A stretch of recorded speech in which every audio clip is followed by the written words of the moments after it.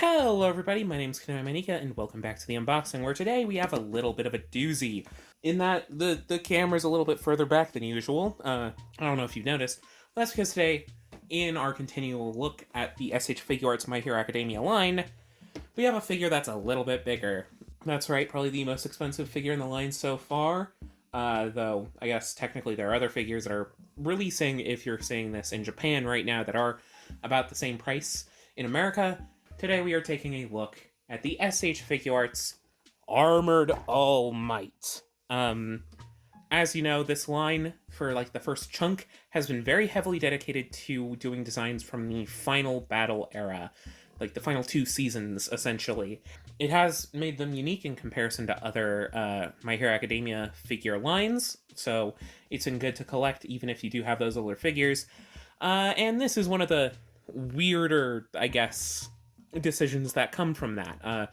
Armored All Might is the sort of final battle look for the character because, spoilers, he loses his abilities around season 3-ish, which is a little under halfway through the series.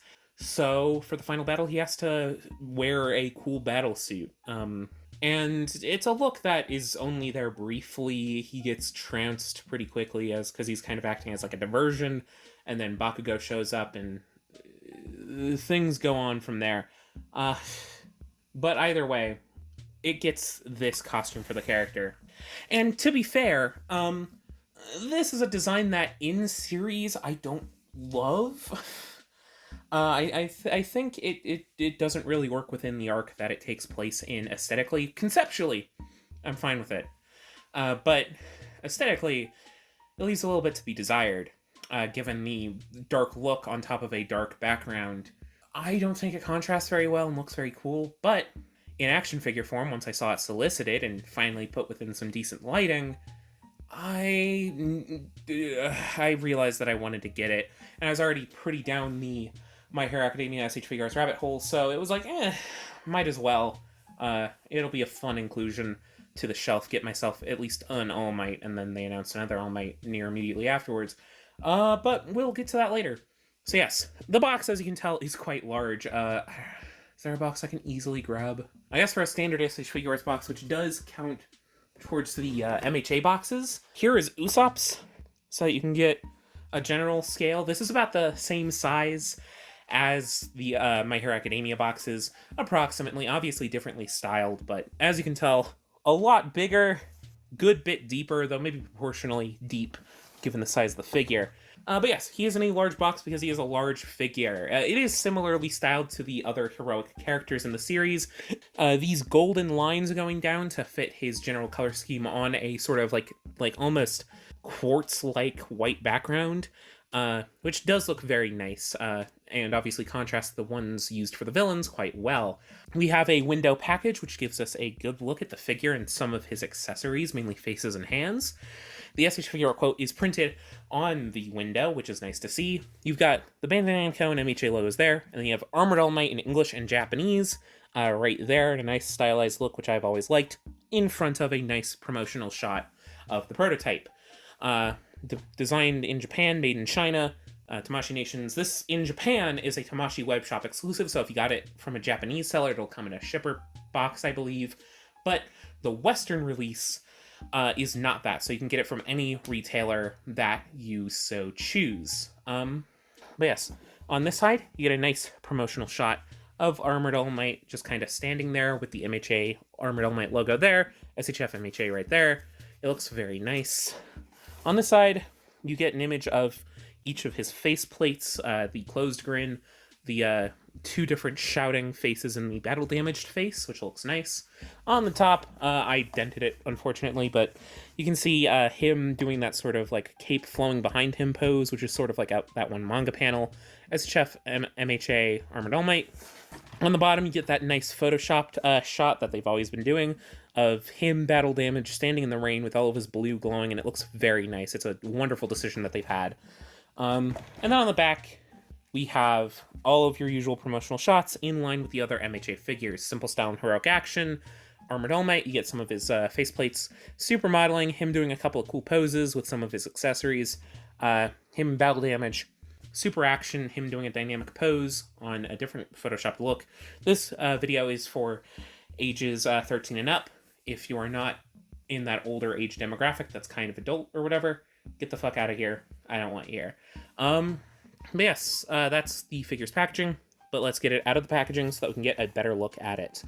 Big box. There is an instruction manual behind the usual flap, which is in yellow, which does look nice. Yes, let's get that instruction manual out, because it is quite large.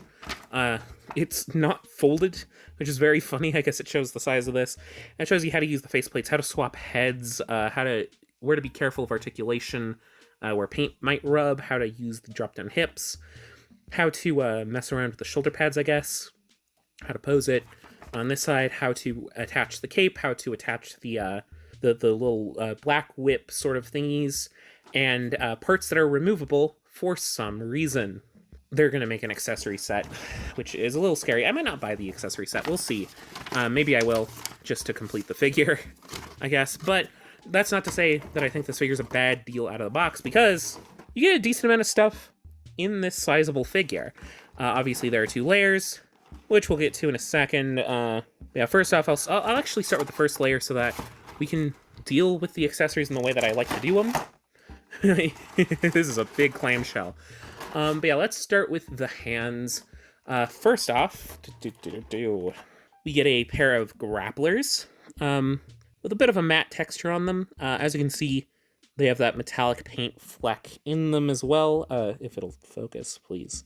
As you can see, they're in a metallic gunmetal gray of sorts, and they have some nice mechanical detailing on them. The tendons on the back of the hand, the little plates on the inside, the little mechanical fingers, and they're posed very well. I like them a lot. This is a good grappling pose that I think will work great. Next up is a similar pair to the grapplers. A little bit more of just a generic relaxed hand, free to look at. Very similar to the grapplers in pose, but with that similar mechanical detail. I don't know if they're painted or if it's just a metallic fleck within the plastic. There's no swirly twirly, thankfully, to them, so it does look nice. But yeah, these are just in another fairly standard pose, fairly similar to the grapple, but I think it makes sense to have a different style for that type of pose. When you have an All Might, I guess you kind of have to have pointing finger hands, which do look good. No real accessory holding hands, but like, I don't know, he doesn't really hold accessories. Even in this battle mode, he's got like things that attach to him, but he doesn't really hold them. Yeah, these look nice too. They are in a nice sort of pointing pose. It could be a little more dynamic, but I think it makes sense, and it works for All Might to have a pointing pose. Whether it be pointing at the sky, or like pointing at the sky or pointing at someone else or whatever, I think it fits. Next up, we'll move on to the face plates. So obviously he has the basic grin on him at base, but then you can see here he has a big open sort of laughing, cackling face.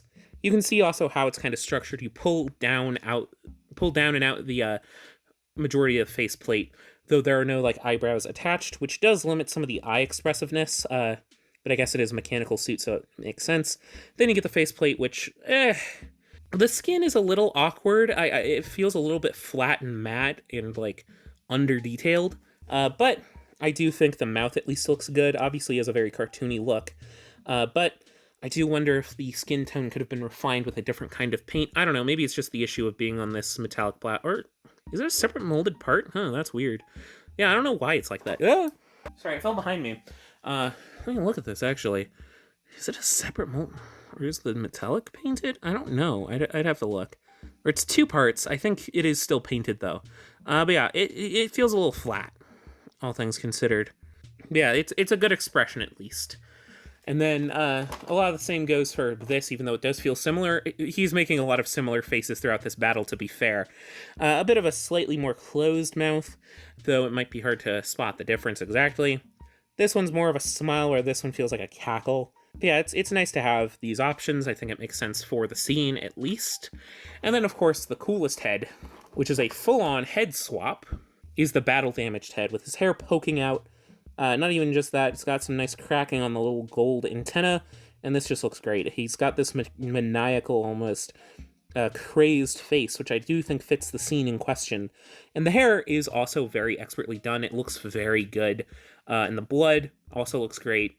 It has a nice metallic sheen, which contrasts with the skin nicely, and I think this head works the best. It just looks really cool. And it's nice to have as an option. I don't know, it's just very good, and it fits the sequence that this costume is from very well. But yeah, I think it makes sense to have. Next up, I guess the closest thing to his quirk expression parts is that he gets two of these sort of battle whips. Let's actually one times it, because I think we're going to need that for the rest of these accessories. Yeah, he's got the sort of grapple whips, which I think have, like, they're kind of meant to be black whip, but they also, I think, have common areas of electricity. I forget exactly, but yeah, you can see them. They look very nice. They have a nice metallic base, as you can see, which goes down into the blacked whips, and then a nice dark metallic, like, sort of tip, which almost looks like an arrowhead. And as is tradition, these are bendy wire, so you can pose them however you need. I think they should stay perfectly fine on the arms. And they have a nice rough texture. And you get a pair of these, one for each arm. So depending on what you pose you want to do, you've got that. And then, of course, the final accessory, which is kind of just part of him, you do get the cape. Let me pull it out. It's in this tray. Yeah,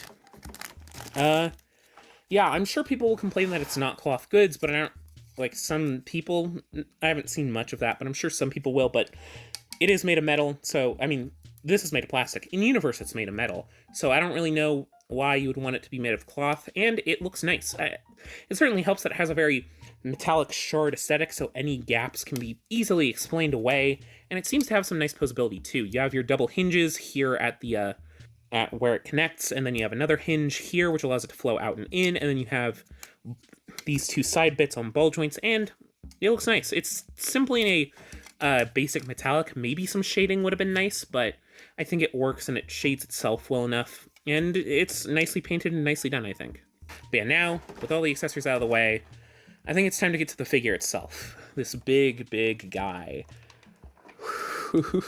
he is tall.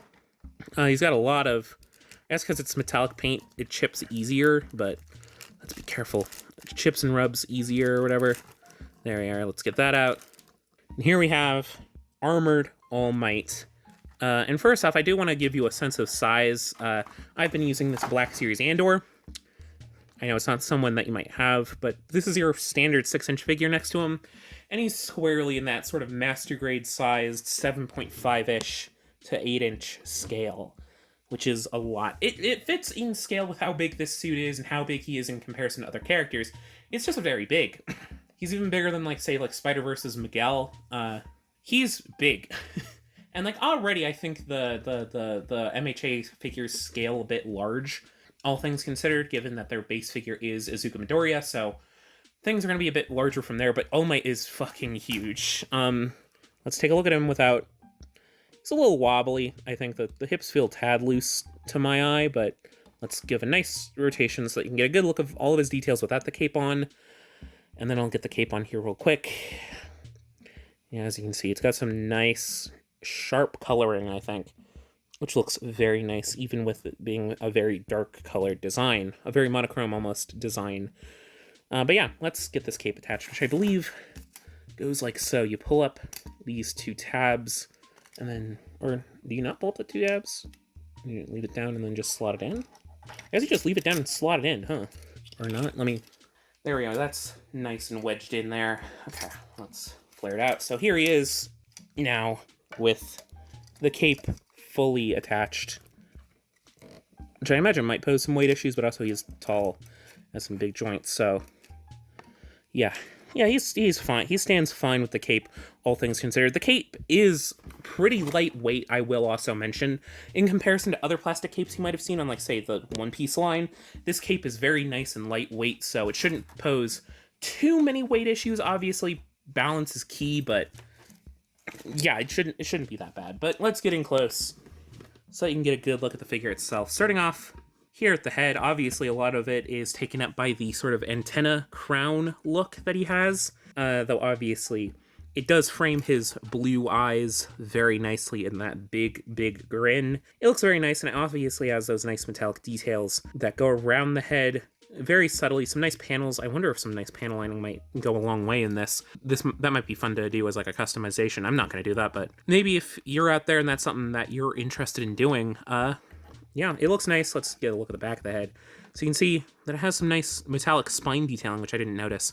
Here on the back, you've got some nice metallic spining that goes down the neck, and obviously the nice blue. I love the hits of blue on this figure. It really slightly brightens up the design, and there's a bit more of the spine. But yes, the hits of blue look so good. I love it so much. The rivets don't have extra detail from what I can tell, but that works fine. Obviously, here we have the cape, which gets added onto with these bits from the shoulders, which are meant to be where the cape is sort of attached, in air quotes, like in lore. Like, it's meant to look like it's flowing from there. So it does look nice, and it does have that nice flow, especially since these bits are also posable, that flow into the cape very nicely, and we already went over its sculpt. But yeah, the rest of the back doesn't have a ton of detail. It's nicely sculpted. I think it has a nice, like, mechanical look to its detailing, but then there's the belt, which is fairly simple. Okay, so the hips come dropped down sort of out of the box. You can drop them back up for aesthetic purposes, but yes, moving on to the torso, we have this nice, beautiful little metallic blue with a little, or not metallic blue, it's like a gloss blue with a little bit of white speckled in the middle, so it has like a glowy effect, which looks very nice. All on top of that nice metallic chest plate, which does finally show some nice painted rivets, which look really good. And then, of course, moves on to the arms, which this side's a little bit less clean. You can kind of see the detailing a little bit more there, but it works way better on this side. And it has some nice rivets again. And then, of course, the abs are nicely picked out in a different type of silver to add some nice contrast. And, of course, the rivets are also there. And then the belt has that sort of almost like eye shape that evokes the original All Might design, which does look very nice. The arms have, again, some nice mechanical detail, some very nice, differently painted details here that go down to the sort of elbow joint with that nice little picked out in blue, and then some nice panel lines, which could be made even better if you have an extra panel liner. Elbow, nice mechanical detail, and then the nice golden sort of arm cufflink sort of deal, which also looks great. And obviously you remove parts of that to attach the bendy wire parts. And then you get the hands, which are nice and cuffed. These cuffs don't really move from what I can tell, or maybe they kind of do, but they will get away in the way of the articulation a little bit. Just keep that in mind.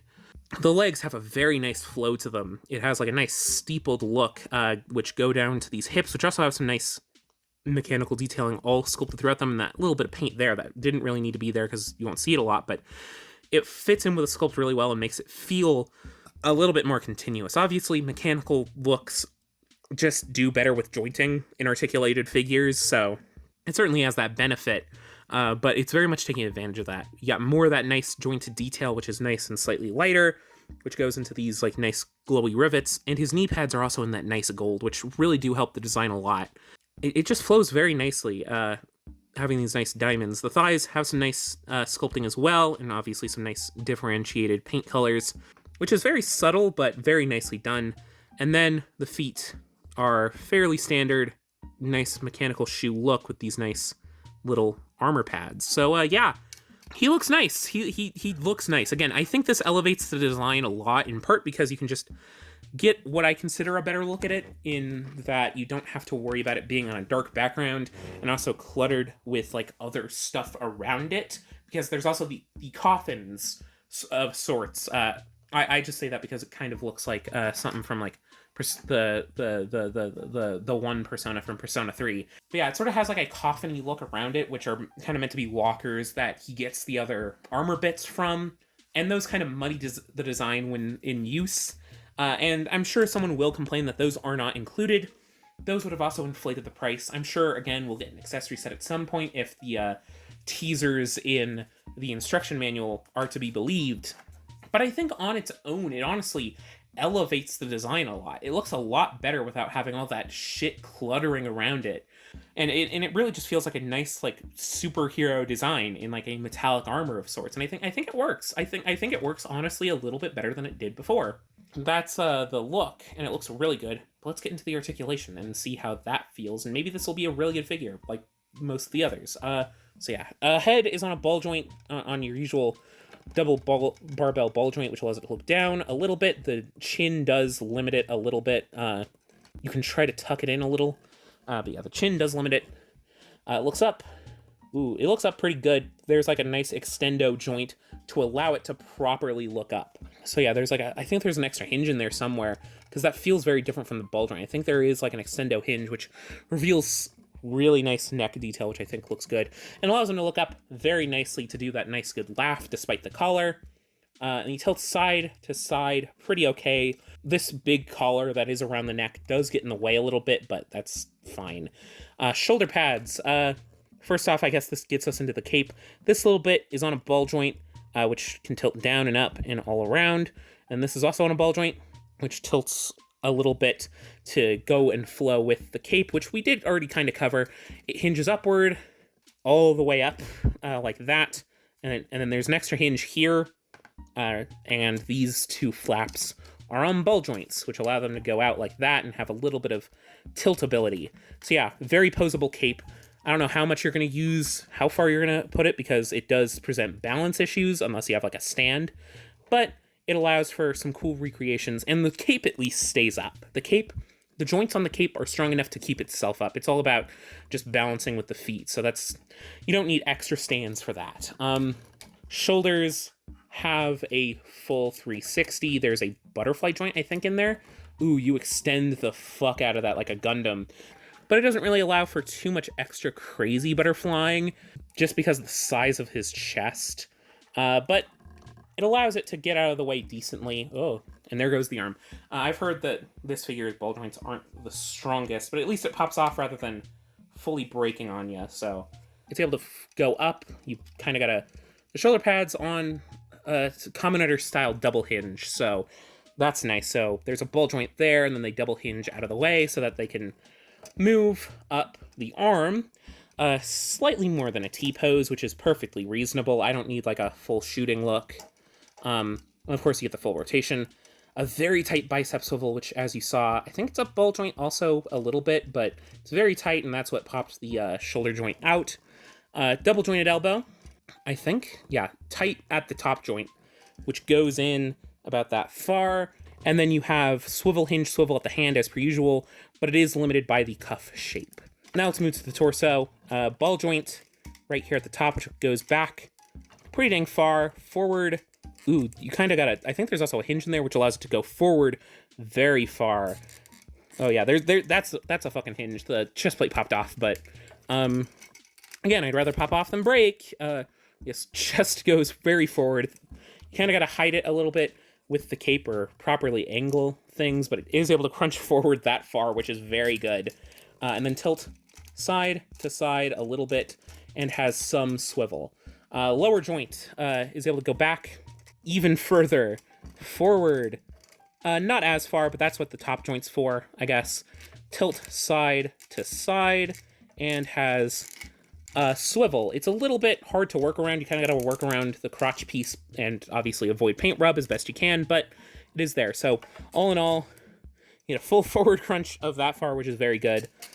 A full backward crunch of that far, which is also very good. Full tilt side to side of that much. And of course you get a full swivel. So yes, very, very good in the torso department. Hips, you got to use the drop down to get them out of the way, but yes, they drop down. And as such, you can kick forward very far, kick backward very far. I think, is this a floating piece? The belt, I think, is a slightly floating piece, so, or maybe I just undid the glue, but be careful of the belt. And then kicks outward that far. I believe that far is going to be on account of the drop down, because this will get in the way and conflict. But yeah, if you drop down, you can kick that far. There will be a little bit of gappiness, but it is a mechanical design, so it works out fine, I think. But yes, you get a full split. Hip is on a ball joint, so you can swivel. It's that standard ball joint style, so it doesn't get full rotation, but it gets what you need.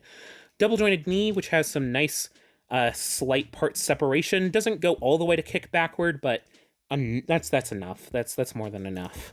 No boot swivel, but I do think, yes, there's a swivel right there at the foot. There's also a hinge which goes forward that far and back. Working with the ball joint goes back that far, so that's good. You will be limited by this piece, which looks to be on a...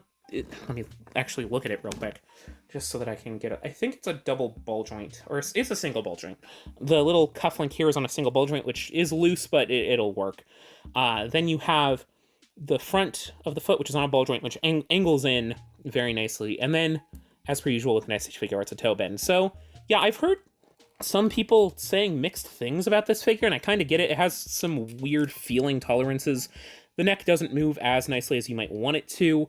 And obviously those ball joints in the shoulders are iffy, and the plastic cape does mean that you kind of got to be careful with balancing it. But I'm going to be honest, I'm having more fun than I did with Shigaraki. I know that's a bit of a hot take, but this figure does feel more fun than Shigaraki. It's a cooler design, in my opinion, than Shigaraki's was. It has some pretty dang good articulation alongside that. I guess the biggest limitation I think that I would love to be rectified even more is the butterfly joints. And, like, even the neck, I get enough out of the neck. The torso is amazing, poses amazingly. The legs are great. Everything is really good, honestly.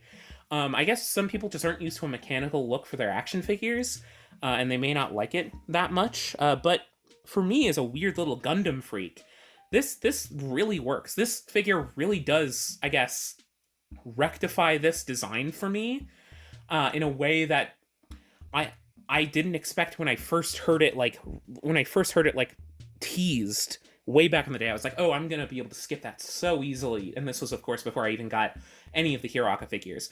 And even during like the break, I was like, I could probably skip it. And then when it got fully solicited, I could not skip it because it just looks so good. And in hand, it's a really fun figure.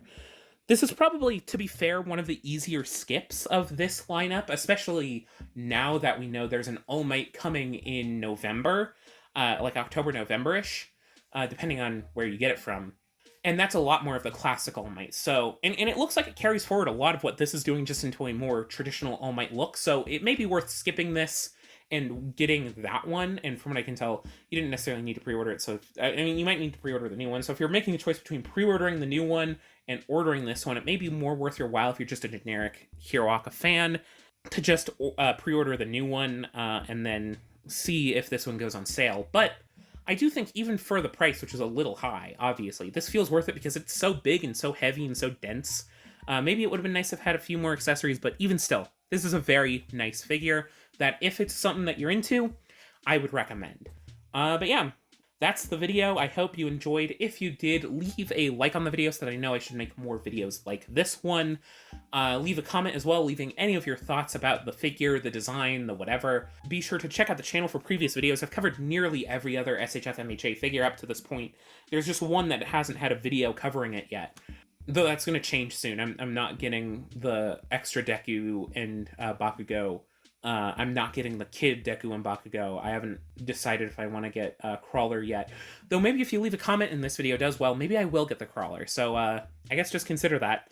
And through that, subscribe so that you know if more videos like this come out. I am getting that other All Might, by the way. So be sure to subscribe for whenever that video drops. And until next time, I'll see you all later, I guess, whenever I see you. Bye-bye!